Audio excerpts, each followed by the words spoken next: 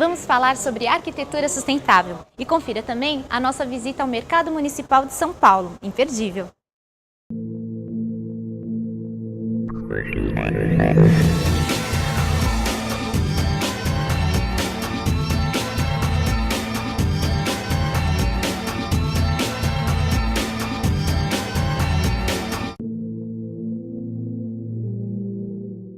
A arquitetura sustentável surgiu de forma mais significativa na década de 70, nos Estados Unidos e em alguns países da Europa.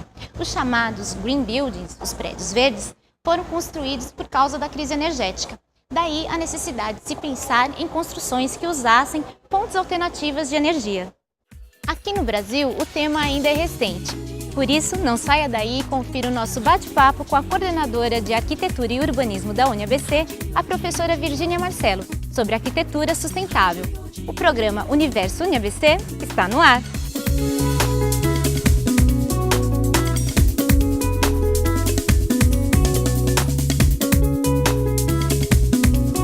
Professora Virgínia, qual é a definição de sustentabilidade na arquitetura e qual a sua visão sobre uma construção sustentável? Bom, a definição de sustentabilidade ela é muito complexa e abrangente, né?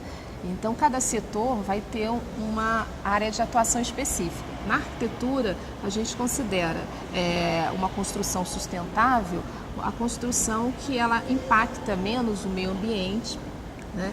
Que utiliza fontes de energias renováveis, materiais reutilizáveis como argila, palha, né, barro, e que proporciona um ambiente com qualidade de vida para o usuário. E no que consiste, então, a chamada arquitetura verde? A arquitetura verde é a arquitetura que procura aproximar o homem da natureza.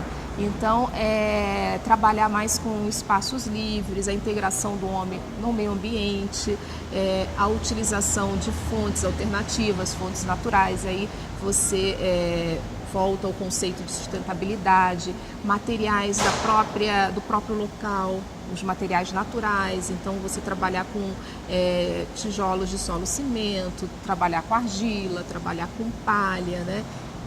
Então, é a aproximação do homem com a natureza. E a chamada arquitetura high-tech ou eco-tech?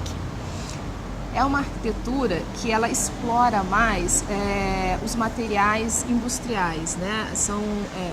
É uma arquitetura que mostra mais na tua estética, através da sua forma, como ela foi construída. A estrutura, ela aparece na construção.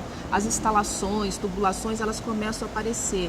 Então, a ênfase que é dada nesse tipo de arquitetura é a ênfase da indústria. Então, como esse prédio foi construído, quais foram os materiais industrializados que foram utilizados. Então, ela utiliza desses recursos para mostrar o edifício.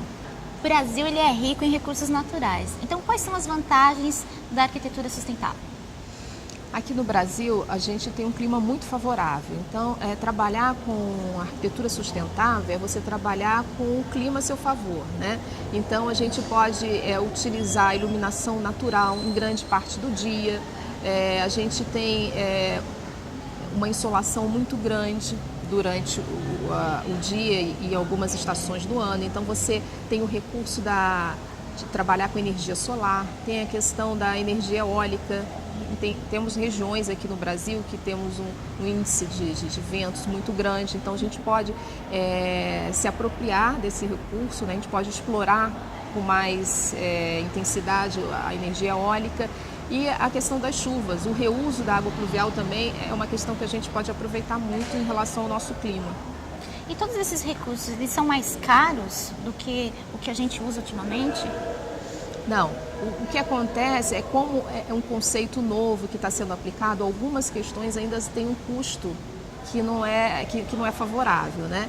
Então, por exemplo, aproveitar a energia eólica ainda tem um custo alto. Mas eu acredito que com as pesquisas, com o desenvolvimento, com a conscientização das pessoas de que é necessário, a tendência é que esse custo ele vá minimizando, né?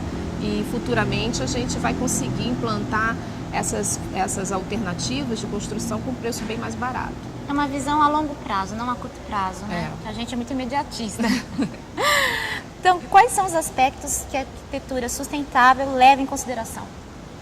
Ela leva em consideração o clima do local, ela leva em consideração o entorno, a cidade, como essa construção ela se relaciona com o seu entorno, com a cidade. Ela vai levar em consideração os materiais, a reciclagem, a qualidade de vida, né? Os aspectos econômicos, sociais, porque não adianta você tentar implantar tentar desenvolver uma questão sustentável, utilizar uma fonte de energia renovável, como a gente estava conversando, se ainda não se torna viável economicamente. Então, isso não é sustentabilidade. Então, tem essa questão, a construção ela tem que ser economicamente viável. E quanto ao aspecto social, a integração da população, do usuário com aquela questão, a integração social, a habitação para todos. Então, a sustentabilidade ela é muito mais ampla. Antes se falava só do aspecto ambiental. Hoje em dia, a gente tem as questões econômicas, sociais, culturais, tem a questão também do patrimônio, né? O patrimônio é considerado nas questões de sustentabilidade porque resgata no tempo, né, um valor histórico de uma história de vida e que isso você levando para gerações futuras, você resgata a autoestima do povo. Então isso também a gente considera como sustentabilidade. Por que há essa divergência sobre o termo da sustentabilidade? Porque sustentabilidade acabou virando marketing, né, para vender empreendimentos. Então, se o empreendimento tem muita área verde, se tem aqueles sensores de presença para que a lâmpada apague, sensor na hora que você vai utilizar a torneira do banheiro, né, que você tira a mão, a água para de sair da tubulação. Então, quando tem esses elementos, eles vendem como empreendimento sustentável.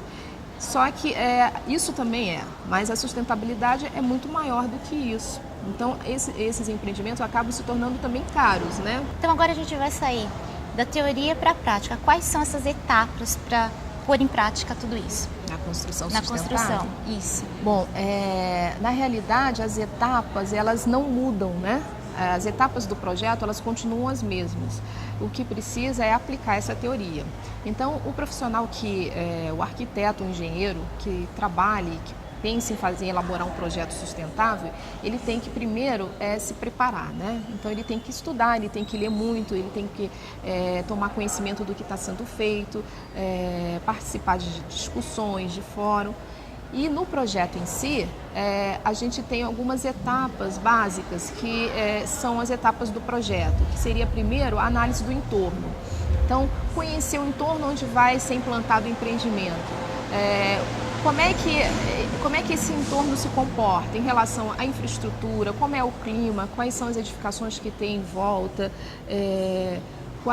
como é que é o transporte. Depois você passa para a análise do terreno em si, quais são as dimensões do terreno, como é que é a insolação, porque aí você determina a quantidade de calor que vai incidir nesse terreno, né? Porque aí você vai trabalhar as questões de conforto térmico, então eu preciso saber quanto que incide de calor, né? E depois você passa para a fase de concepção. Na fase de concepção, que é o estudo do partido, né? Como é que vai ser a implantação, qual vai ser a forma dessa edificação, aí a gente já é o reflexo desse estudo anterior e aí você começa a analisar também os materiais, que tipo de material eu vou utilizar, porque isso já vai interferir na forma, procurar trabalhar com materiais que utilizam resíduos na sua composição, que você promove a reciclagem do material, materiais do local, que aí você promove a sustentabilidade econômica da região que está sendo implantado.